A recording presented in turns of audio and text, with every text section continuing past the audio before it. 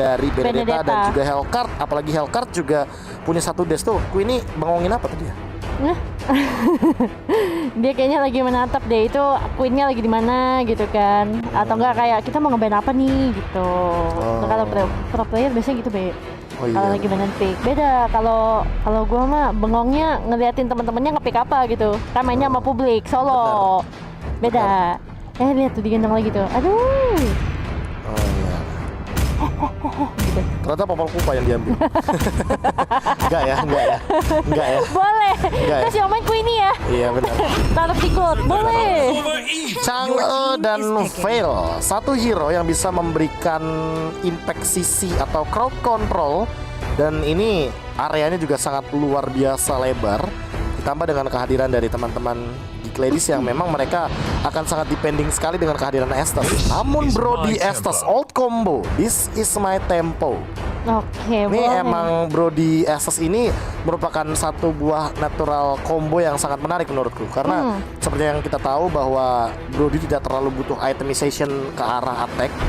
Sementara kebalikannya, dia lebih membutuhkan durability, dan dengan kehadiran Estes, durability tersebut makin lebih pasti lagi. Jadi makin lebih sulit untuk menumbangkan Brody, apalagi sebagai jungler, kalau seandainya dia bisa memaksimalkan potensi dari Bloody Retribution. Iya, tapi tentunya kita juga akan melihat apakah yang menjadi pilihan dari teman-teman Geek Fam Ladies. Karena balik lagi, Bloody Retribution masih bisa diambil, tapi kalau dia masih mau yang lain, maybe dia mau pakai ice lagi supaya dia bisa ngejar, who knows.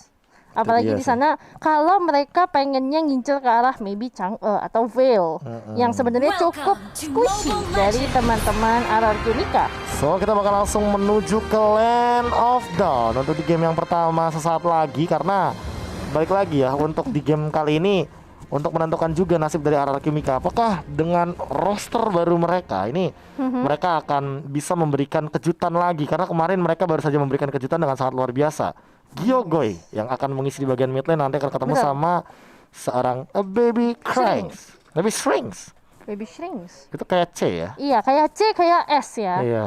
Agak nyaru teman-teman. Sedangkan yang di belakang itu Michi Chance yang akan menjadi tank berhadapan dengan Poe yang baru masuk dari RRQ Mika ya, fresh minggu ini. Fresh from the oven. Lalu ada Pokelin juga yang akan mengisi di bagian jungle berhadapan dengan Ash. Lele Pinkan berhadapan dengan Baby Pinocchio. Betul. Lalu Queenie dan juga Oli Polipochi di bagian gold lane. Yes, dan Oli Polipochi ini juga masih suka tukeran sama Pokelin ya sebagai jungler. Oke, ini landing prediction kita dengan draft pick dan juga mungkin yang diberikan datanya bagi LZ King ya. Yes. Oke, dan kita sudah masuk ke dalam Land of Dawn tentunya. Pertandingan kedua antara RRQ Mika melawan Geek Ladies masih dalam match pertama bersama dengan Vivi Rolia dan juga ada KB di sini, dan kita akan langsung menuju ke game yang pertama. Ini dari RRQ Mika versus Geek Ladies dengan draft yang sudah sangat matang. RRQ Mika dengan kehadiran dari Benedetta, Atlas, lalu ada Veil, Chang'e dan juga Hellcard. Sementara Geek Ladies mereka membawa Estes, Lunox, X-Borg, Pavels, dan bahkan Brody yang kali ini sudah mulai dirusuhin satu persatu. Lele Pinkan mencoba untuk langsung mengincar Rose, dan first blood execution yang sangat sempurna dengan menggunakan execute ditambah dengan perfect match on point, mengganggukan depan an eye for an eye, dan satu phantom slash tentu akan menjadi satu eksekutor manis. 2 poin kill diamankan Lele Pinkan. Ini dia benar-benar fresh graduate kita yang sangat amat fresh dengan permainan agresif. Oh jelas, bangunnya pagi soalnya. Make up dulu.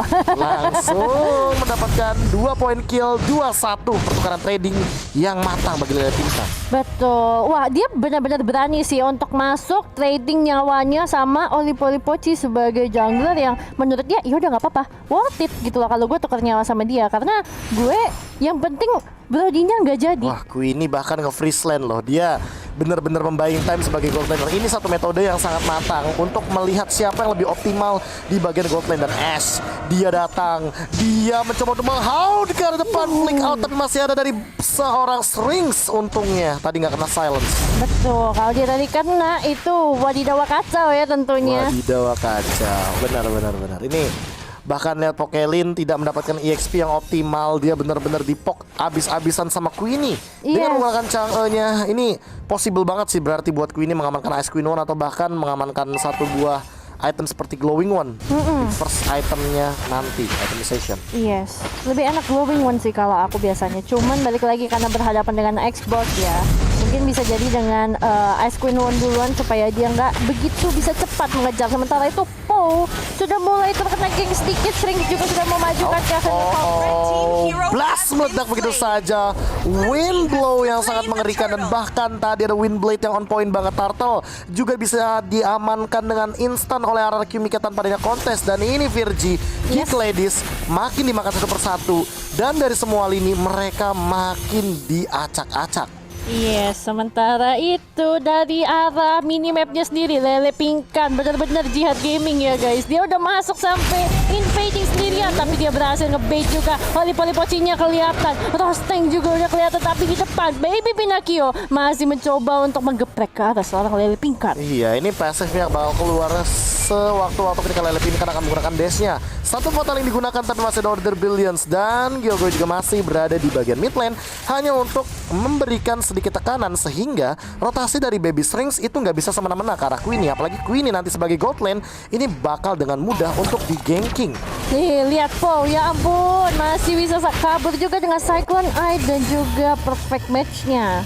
Tapi dari arah Bash, lihat sebenarnya Veil itu lagi coba nge-trap loh. Iya, dan bahkan Queenie menukarkan satu ultimate-nya untuk mendapatkan satu buah purple buff sehingga membuat Oli-Oli Poci tidak mendapatkan buff yang optimal. Dia tidak mendapatkan purple buff. Dan kali ini hati-hati juga. Dark Nightfall digunakan, silence keluar, instant kill itu dia yang aku maksud. Hati-hati dengan silence dari S-nya karena belum ada Dark Nightfall yang keluar dari menit yang kedua tadi. Dan kali ini di menit yang ketiga 50, 1 poin kill lagi didapatkan. Fataling dapetin 2. Lihat Po dengan cepatnya mengamankan 1 poin kill lagi. Windblade masih immune keadaannya. Baby Strings masih bisa survive. 2 down di arah bottom lane. Semakin lama semakin mengerikan ya play dari kedua belah tim. RRQ Mika, Po masuk menggunakan Fataling. Dan di follow up juga oleh Meteor Shower dari seorang Queenie.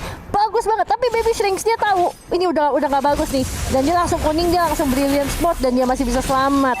Wow. Ini benar-benar menukarkan beberapa nyawanya hanya untuk melakukan clearing minion dengan cepat. Dan lihat, Baby Pinocchio mencoba untuk dikejar terlebih dahulu. Dark Nightfall digunakan dan terkena silence. Itu dia defense yang bagus banget dilakukan oleh teman-teman dari RRQ Mika ketika mereka tahu mereka di zoning out dengan satu Morpheus.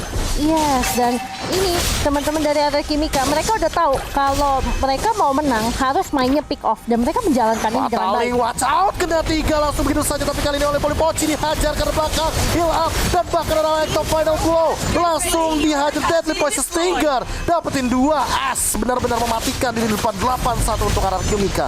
Wow, in Assassin with Trust ya, bahaya banget, apalagi Baby Pinocchio juga sempatnya di recall sama seorang Po. Ya, karena nggak bisa ngapa-ngapain lagi di arah depan ketika Pinocchio tidak mendapatkan area untuk melakukan intuitionnya dia. Dia kan sebagai kita tahu ya, di mode intuition itu akan nyala ketika dia benar-benar ada dalam 8 yard. Nah, seperti ini. Yes. Ngedes, dia bakal langsung dipukul sama Baby Pinocchio. Tapi baik lagi, Lele Pin kan juga sama, bisa di dash berkali-kali, bisa dihajar berkali-kali, tapi Baby Pinocchio juga dalam ancaman terbakar.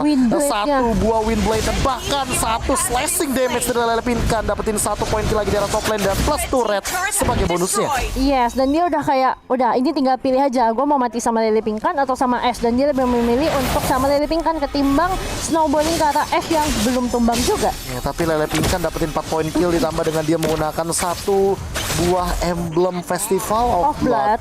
Dia kalau udah punya Oracle sih kayaknya bener-bener untuk satu Phantom Slash dia tinggi banget untuk up-nya. Minimal 1 bar lah ya.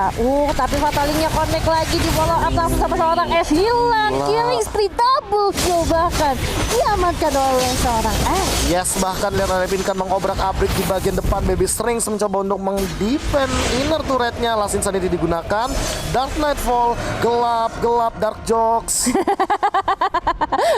gelap, jokes gelap. baik. Bahaya tuh. Tapi Baby Pinocchio lihat masih coba untuk ditele-tele lagi kalah Lele Pinkan. Oh my god, di slash lagi, demonic intuition lagi, Yogoi dikejar, Lele Pinkan dihajar, an eye for an eye digunakan, bakal ada phantom slash recall dulu. Oke, dihajar lagi, tapi dilihat di bagian belakang meteor shower, Queenie mengusir teman-teman dari Geek Ladies. Yes, dan dengan pengusiran yang dilakukan oleh seorang Baby Pinocchio, dia mencegah Lele Pinkan untuk ikut team fight, makanya mereka masih utuh berlima. Bahaya banget kalau tadi Lele Pinkan bisa Electro Final Blow masuk, dan itu buka pet lurus ke arah 3 orang dari Geek Ladies. Apalagi Estes-nya tadi berada di posisi yang gak bagus. Dia di depan banget sih, lebih tepatnya. Ross benar-benar berada dalam posisi yang cukup berbahaya, tapi Pokelin dibakar begitu saja di depan sana. Queenie dengan menggunakan satu meteor shower berhasil mendapatkan point kill-nya. Bahkan kali ini Queenie masih di cover sama Pau. Fataling mungkin bakal digunakan, tapi hanya untuk mengusir di depan sana. Coba untuk bertahan terlebih dahulu dari Pau-nya. Dia tersisa setengah bar HP.